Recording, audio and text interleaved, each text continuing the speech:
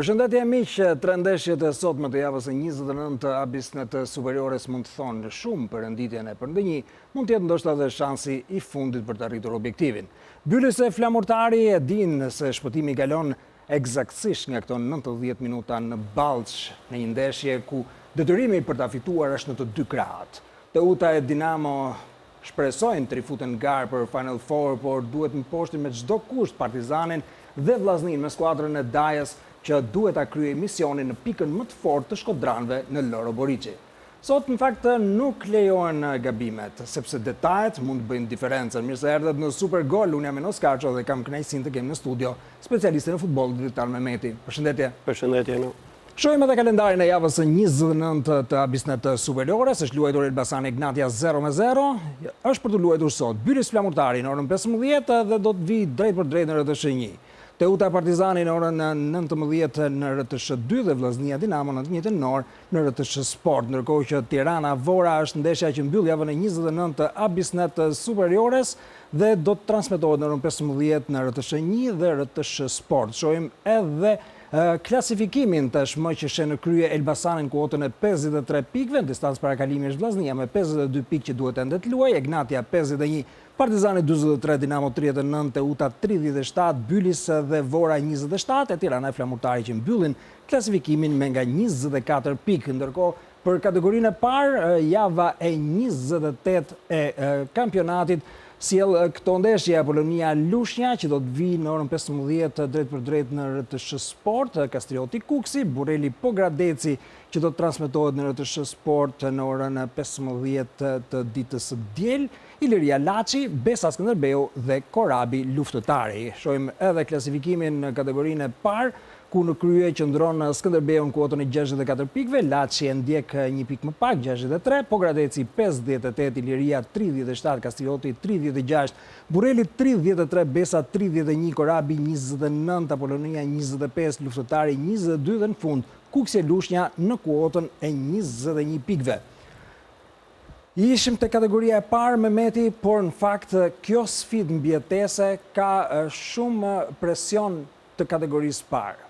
Bylis dhe Flamurtari do të kërkojnë me çdo kusht fitore në këtë përballje të sotme eksaktësisht për të shmangur rënien në kategorinë e parë. Është shumë e rëndësishme dhe shumë e vërtet që një nga ndeshjet më specifike dhe shumë të vështira për të dyja skuadrat, edhe pse me një plus që është ajo e faktit që Bylis luan fushën e saj, dhe kjo mund edhe t'i japi një bonus, por mendoj që shkalla vështirësisë për të dyja skuadrat është shumë e vështirë, duke ju referuar në gjitha komponentët, si asaj tekniko-taktike, por dhe aspekti psikologjik që mendoj se është shumë i rëndësishëm se si do ta menaxhojnë presionin lojtarët dhe stafet për të marrë maksimumin e kësaj ndeshje, sepse normalisht duke mundur një rival direkt, mendoj nuk do fitojnë vetëm 3 pikë, por do fitojnë më shumë se 3 pikë dhe është bonus edhe psikologjik për vazhdimsinë dhe është një nga ndeshjet më kyçe për të dyja skuadrat për vazhdimsinë dhe kemi ardhur në një pikë të kampionatit që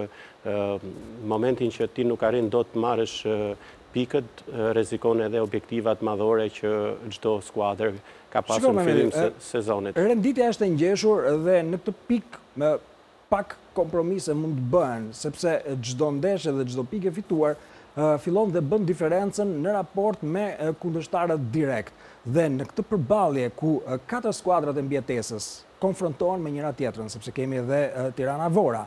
Pra, sot është ndaluar çdo rezultat tjetër përveç fitores, kanë përshtypjen si për Bylis ashtu dhe Flamurtarin. Pra, këtë barazimin duhet ta heqin, jo se mendon se çdo skuadër që futet për ta fituar ndeshjen, po është një rezultat që kam përshtypjen që mund mos i shërbejë askujt prej dy skuadrave. Normalisht duhet ketë punuar të dyja stafet për të hequr nga mendja apo për të injektuar element të tillë që ne duhet futemi për barazimin, sepse vetmja alternativë sot për të dyja skuadrat është 3 pikëshi dhe po t'i referojmë edhe renditjes, kemi ardhur në një pikë mjaft interesante të kampionatit dhe këto 8 javë do të jenë besoj sqar, vetë renditja na e tregon që nuk ka më kjo javësh që do të tregoj shumë për skuadrat që rrezikojnë për të rënë nga kategoria, siç e theksuat dhe ju, sot është Bylis Flamurtari dhe nesër Vora Tirana që është shumë e vërtet dhe po ta ndajmë në 3 bloqe rënditjen, po t'i referojmë ndeshjes djeshme. Është për kryesimin që janë Egnatia, Elbasani dhe Vllaznia që janë ndeshur me njëra tjetrën. Kemi bllokun e dytë që luftojnë për të futur në kaçe dhe bllokun e tretë që luftojnë për të rënë nga kategoria dhe është një kampionat interesant dhe nuk lë mendojun asnjë vend për lëshim apo kompromiset ndryshme sepse të gjitha ndeshjet dhe të gjitha skuadrat kanë nevojë për pikë. Në fakt, do të kuptojmë shumë më tepër edhe nga mënyra se si do të vendosen fushë të dyja skuadrat, si Bylis, i Mireliosës ashtu dhe Flamurtari janë diribaj tashmë, sepse është ai në krye të Flamurtarit dhe ndaj ne do të shkojmë më njëherë në Adush Muça në Ballsh për të lidhur me kolegun Kevin Sulaj që është aty në vigjilje të sfidës mes Bylis dhe Flamurtarit. Përshëndetje Kevin. Përshëndetje Eno, përshëndetje studio, bëhemi gati për një sfidë shumë të rëndësishme të rivalizuar, kushtet atmosferike janë të mira sot për këtë ndeshje. Këtë sezon, bilanci ka folur më shumë për Flamurtarin, duhet thënë, pasi në fazën e parë që luaj në këtë stadium mbyllej 3-3, më pas në 2 fazat pasardhëse Flamurtari e ka mundur 2 herë skuadrën e Bylisit në 2 duelet që janë luajtur në shtëpi edhe për shkak të marrëveshjes që bën klubet, por sot mungon tek Flamurtari një njeri që i ka shënuar Bylisit në të 3 fazat rregullisht si Maksuti që ka plotësuar numrin e kartonave dhe shohim se sa impakt do të ketë tek loja e Flamurtarit, sigurisht ndoshta lojtari më i rëndësishëm i saj Maksuti. Në krahun tjetër tek skuadra e Bylisit, një mungesë e rëndësishme është qendërsulmuesi Olavio, që do të zëvendësohet sot nga Fokam. Të dyja skuadrat sigurisht ndoshta barazimin nuk kënaq asnjëra nga të dyja në këtë ndeshje sotme, vinë sot me formacione pak a shumë ngjashme 4-3-3. Me Ozolc në port skuadra e Bylisit, Kane, Marku, Dimov dhe Përndreca ka dëshe e mbrojtjes, Stojlov është përpara mbrojtjes për Gjoni dhe Adeduro në rolin e numrit 8, Kamara, Pedro Vieira nga krahët dhe Sandeu Fokam në qendrën e sulmit. Në krahun tjetër skuadra e Flamurtarit vjen me Alex Kovskin në port, Todoroski, Raso, Kantakias dhe Trashi ka dëshe mbrojtjes. Raso është nga afrimet mbrojtësi malazes, ka luajtur disa minuta ndaj Vorës dhe vetëm titullar ndaj Dinamos përpara 4 javësh. Mbe, Ramani dhe Diavara përbëjnë treshjen e mesfushës, Kasa, Ememe dhe Bolzan është treshja e sulmit. Albert Doda, gjyqtar i kësaj sfide. Faleminderit Kevin për gjithë informacionet që na sollen nga vigjilja e kësaj ndeshje të nxehtë për mbjetesën ku Bylis e Flamurtarit do të kërkojnë të distancohen sa më shumë nga zona e rrezikut, edhe duke parë se Vora dhe Tirana janë gati të përfitojnë nga çdo gabim që mund të bëhet. Ndaj nisim me formacionin e Mireliosës dhe një 4-3-3 i këtij Bylis që do të kërkojë fitoren e parë përballë Flamurtarit në këtë sezon, Mehmeti. Normalisht është një skem dhe sistem i teknikut Josa i cili i ka të automatizuar veprimet, por ka 2 formacionet ndryshme ku luan me fleksibilitet taktik. Në fazën ofensive zbret me 4-3-3 dhe në fazën defensive zbret me 4-2-3-1 për të patur më shumë ekuilibra, ku normalisht portieri tashmë është i konfirmuar, kemi Kane, Dimov, Marku dhe Përndreca, që Dimov është i spostuar në linjën e majt, Marku në linjën e djathtë, pra të qendrës. Përndreca është i konfirmuar në pozicionin e tij.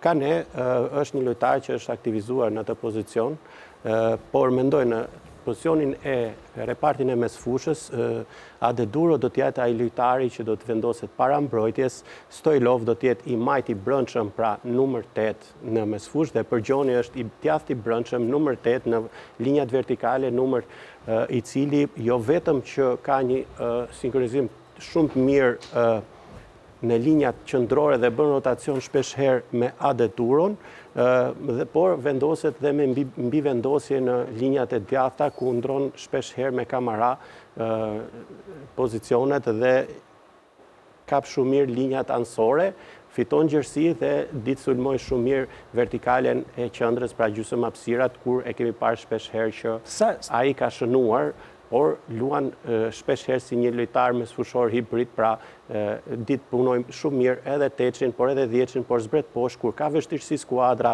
në organizimin e manovrës sulmuese nga poshtë, pra nga mbrojtja, ai zbret poshtë dhe bëhet shumë mirë çift me Adeturon për të nxjerrë topin dhe për të rinisur tranzicionet pozitive. E kuptoj. Kthehet, po themi, prapavia tip e Josës. Për Ndreca, Marku, Dimov dhe Kane, që merë vendin e tij, e ka zëvendësuar Radu Eraerës dhe ka bërë mirë, nuk është se ka bërë keq. Por tashmë është e plotësuar Prapavia. Sa e rëndësishme është kjo në këtë ndeshje e sotme? Shumë e rëndësishme, po të referohemi dhe Kaçës mbrojtës duke referuar dhe Kane, i cili mendoj edhe Radu ka qenë një lojtar që është më shumë ofensiv se sa Kane, por besoj se tekniku Josa ka marrë dhe masat për sa i përket dhe kundërshtarit, ku në linjën e majt kemi Trashin, i cili gjatë gjithë kohës vjen me mbi vendosje dhe shërben shumë për sulmuesit e flamurtarit, dhe ai ka marrë masat për të mos i lejuar shumë hapësira Trashit, dhe kjo besoj se është dhe arsyeja pse Radu nuk është në formacion, dhe besoj se sidomos Marku dhe Dimov ka një sinkronizim shumë më të mirë. Për Ndreca dihet që ka një rritje, dhe besoj se reparti mbrojtjes dhe sidomos Ade Turo alternojnë shumë mirë ekuilibrat për të mos mësuar tranzicionin negativ. Tani edhe mes fusha është e konsoliduar me Stojlov që ka marrë vendin në eufori dhe është ai që krijon treshe me Përgjonin dhe Ade Duron, por në sulm mungesa e Olavios, lojtari që ka qenë titullar në ndeshjet e fundit të Bylis, sa mund të ndikoj sot, edhe pse ai që futet është Fokam, një lojtar i ngjashëm me Mustafa që ishte pjesë e Bylis deri në muajin janar? Besoj se ndryshimet kanë edhe atë pluset e veta përsa i përket edhe mënyrës se si do të interpretoj strategjinë e tij tekniku, duke referuar dhe kundërshtarit, ku sidomos Stojlov është ai lojtari i cili vjen nga një numër 8 dhe shërben shumë mirë për tre filtrat e sulmit, siç është Kamara, sulmuesi i qendrës dhe sulmuesi i kraut, të cilët bëjnë rotacion mes njëri tjetrit dhe kanë tranzicion shumë të shpejta pozitive për të arritur në të goditur portën e kundërshtarit dhe din të sidomos të luajnë për topin e dytë dhe të filtroj pasat vertikal. Dhe le të kalojmë tashmë edhe tek flamurtari dhe formacioni që Andi Riba i ka zgjedhur është një 4-3-3 duke ju përgjigjur Bylis me të njëjtën mënyrë loje, edhe pse këtu kemi një rikthim të rëndësishëm që është ai i Kantakjas dhe do të krijojë një prapavi me Trashin dhe Todorovskin, ku Raso është ai që do të zëvendësojë skuadronen e skualifikuar. Mirë se erdhe Ditmar Bicaj. Mirë se gjeta. Mos thuaj që ishte duke studiuar Bylisin deri tani. Dhe ndjes për vonesën, po jo. Më shumë jam kurioz ta shikoj flamurtarin. Flamurtarin. Dhe me që jemi tek flamurtari, pse nuk e nis me një prapavi të flamurtarit ku skuadrone do të mungojë gjatë, ashtu siç dihet pas dënimit nga Komisioni Disiplinës dhe Etikës, dhe shohim një improvizim tani me Rason, por Kantakjas, Trashi dhe Todorovski janë aty për të dhënë eksperiencën dhe soliditetin e tyre defensiv. Tani po të marrësh skuadronën, me përjashtim të 4 takimeve të fundit që mendoj që me ardhen e Ribet dhe Liçajt në kryet të flamurtarit ndryshoi diçka, pra duke parë mënyrën se si luante, sa i përqendruar ishte, bëri mirë, ndërsa për pjesën tjetër kampionatit do të them që ka qenë një dështim në qendrën e mbrojtjes, sepse kanë marrë shumë gola dhe mbi gjithë kanë marrë shumë gola në goditje standarde. Shikoj një improvizim sidomos në dy qendrat e mbrojtjes me futbollistin grek, që edhe ai nuk është se është adoptuar shumë mirë në Vlorë, po ashtu edhe me Rasën. Pjesa Todorovsit dhe Trashit mendoj që kanë bërë mirë deri tani. Trashi është futbollist që ka bërë diferencën, është lideri i vërtet i flamurtarit, dhe nëse ne flasim për thembën e Akilit të flamurtarit dhe pika më dobët, mendoj që janë dy qendrat e mbrojtjes. Dy qendrat e mbrojtjes ndoshta mund të jenë edhe thembra e Akilit, siç thot Bicaj, por Mehmeti sot ai që do t'i mungojë shumë flamurtarit është Maksuti. Është shumë mungesë e rëndësishme e skuadrës, i cili është një pikë referimi, pra sidomos në tradicionet pozitive dhe në manovrën sulmuese ishte pikë referimi, por po t'i referohemi edhe mbështetja që vinte nga Bolsan, Maksuti në një ndeshje të tillë, për mendimin tim, flamurtari do ta vuaj sot, sepse është një lojtar i cili jo vetëm që ka lëvizje prerëse shumë të mira, por sulmon hapësirën dhe krijon superioritet numerik duke bërë një sulmues i cili jo vetëm që me ardhin e Ribajt e ka pozicionuar dhe në pozicionin e tij natyral dhe do të ndjehet shumë mungesa e tij, sepse shërbimet e Trashit, po t'i referojmë edhe ndeshjeve të fundit, pra shërbimet e Trashit ai ka qenë gjatë gjithë kohës pika kryesore që mbështeste me krosimet e tij, siç edhe bëri spondën për Bolzan për mënyrën se si interpretuan golin me Elbasanin. Por po t'i referojmë edhe mes fushës, besoj se skuadra do të jetë shumë në ekuilibër, do t'japi një përsi territoriale Bylis ku do të vendoset me Diawara dhe Ramani para mbrojtjes dhe mbet do të jetë ai lojtari 10 i cili do të ketë atë funksionin që të lidhi në hapësirat të gjysmë hapësirat vertikale të fushës, të kapi hapësirat dhe të vertikalizojë dhe të shërbej për kasën.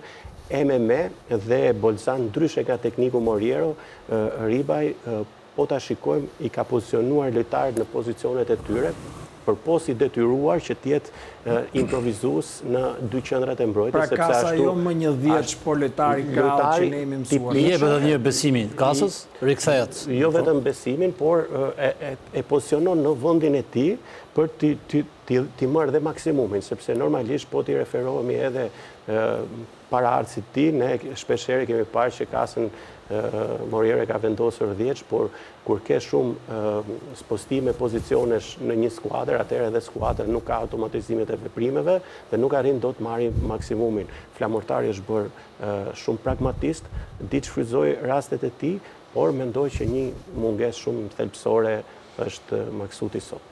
Dhe kjo është e vërtet, por Bicaj, duke e parë një 4-3-3 të Flamurtarit që natyrisht do të kërkoj fitoren, sepse tashmë nuk ka më kohë as për llogari dhe as për të pritur, sepse renditja shtrengon, kundërshtarët po marrin pikë dhe rrezikohet ta shoh veten të shkëputur, gjë që nuk duhet absolutisht të ndodhë. Sigurisht që Bylis luan në shtëpi, por një 4-3-3 i tillë përballë një 4-3-3 të Josës. Çfarë ndeshje të lë përshtypjen se mund të ndodhë? Duke parë vendosjen e Flamurtarit, mendoj që mund të kthehet edhe me 4-5-1. Mendoj që Flamurtari sot do shkoj për 2 rezultate, si barazime ashtu dhe fitore, po mbi gjitha pra kërkon që mos të dalë nga pikë, me pikë nga Ballçi. Duke njohur Bylisin mirë, është një ekip që sidomos fushën e tij është ekip që ushton shumë presion, është ekip që kërkon gjithmonë që ta imponojë lojën, sidomos ndaj kundërshtarëve direkt, siç është Flamurtari, kemi parë dhe me Vorën më përpara ashtu dhe me Tiranën. Mendoj që do jetë një takim që gjithmonë do jetë Bylisi më kërkues dhe Flamurtari do kërkojë që të kapi ato zonat boshe që do lihen bosh, sidomos nga prapavia e Ballçote. Kështu që mendoj që strategjia e Flamurtarit me këtë vendosje do jetë gjithmonë tranzicioni pozitiv për ta goditur Bylisin në pikën e tij më të dobët. Mehmeti, kur është një skuadër që është 3 pikë përpara, jenë në vend fundit dhe duhet detyrimisht të fillosh të rikuperosh dhe nuk ka më mirë se sa ndeshja direkte, për më tepër që këtë kundërshtar ke një bilanc pozitiv me barazime dhe fitore të arritura dhe i pamundur asnjëherë. A është e drejtë të shpresosh edhe të dalësh me një pikë nga kjo ndeshje, apo duhet detyrimisht të marrësh 3 pikët? Do ta shohim me 2 këndvështrime të ndryshme, siç e theksuat dhe ju. Unë mendoj që për sa i përket në aspektin psikologjik është në favor Flamurtarit, sepse gjatë gjithë kohës kanë qenë superior këtë vit kundrejt Bylis dhe kjo do ta ndihmojë. Kurse për sa i përket që është 3 pikë plus Bylis, mendoj që nuk do të ndikojë dhe duke ju referuar dhe sidomos prezantimeve të fundit të Flamurtarit, patjetër që ajo sot do të futet për të fituar 3 pikshin, sepse është e vetmi alternativë dhe duke fituar 3 pikshin mund të arrijë 50% të objektivit pra të qëndrojë në Super League. Kjo është një javë shumë vendimtare për të dyja skuadrat dhe një 3 pikë sot i vendos shumë për të ardhmen e të dyja skuadrave. Andaj referova dhe unë që është një ndeshje që duhet fituar dhe jo të bësh llogari pikësh, por Bicaj ndoshta ka të drejtë sepse luhet në fushën e Bylis, por ky Bylis i luan në fushën e tij. Çfarë do të jap sot për të mposhtur për të parë këtë sezon Flamurtarit? Në 2 takimet e përparshme, sidomos po të marrësh takimin e parë që është zhvilluar, pavarësisht se kalendari ishte në Vlorë, por është zhvilluar në Ballës 3-3, na ka nduruar shumë gola. Pika më fort e Bylesit, mendoj që është pjesa e sulmit, dhe më thënë, ka 4-5 futbollistë që gjithmonë bëjnë diferencën dhe arrin që të zhbllokohen. Me ardhen e futbollistit Dimov në merkatën e narit, mendoj që është pjesa më kualitative. Sot... Në Prapavi e kishe fjalën, për Dimov. Jo në pjesën lartë, Dimov është qendërmbrojtësi. Sulmues është Fokam dhe Olavio që është diskualifikuar. Nuk e di ku ti referove. Janë referuar futbollistit bullgar. Po pra, është qendërmbrojtës. Lapsus. Lapsus imi, sepse kam pa gjithmonë gjatë gjithë kohës goditje standarde. Dhe e ke fjalën për Stojlov. Po Stojlov, më fal. Stojlov, se janë 2 futbollistë bullgar dhe mendoj që ai është futbollist që bën diferencën duke pasur edhe mbështetjen e 2 futbollistëve afrikanë. Dhe mendoj që kjo do jetë pika më e fortë e flamurtarit. E Bylis. Megjithatë është një ndeshje e gjitha për të shijuar, një ndeshje ku askush nuk do të dëshirojë ta humbas, luhet për mbijetesë, luhet për të shpëtuar sezonin. Bylis e Flamurtari janë përballë njëri tjetrit, Bylis në kërkim fitores parë sezonale përballë Vlonjatëve, por edhe për të shkëputur në renditje e Vlonjatët për të arritur pikërisht skuadrën Mallakastriote. Faleminderit Dritan Mehmeti dhe Ditmar Bicaj. Do të jemi sërish në përfundim të sfidës për të analizuar atë çka ndodh me episodet e Moviolës, intervistat e protagonistëve, por edhe vigjiljen e 2 sfidave të tjera të javës së 29 të Abisnet Superiores. Deri atëherë, mirupafshim.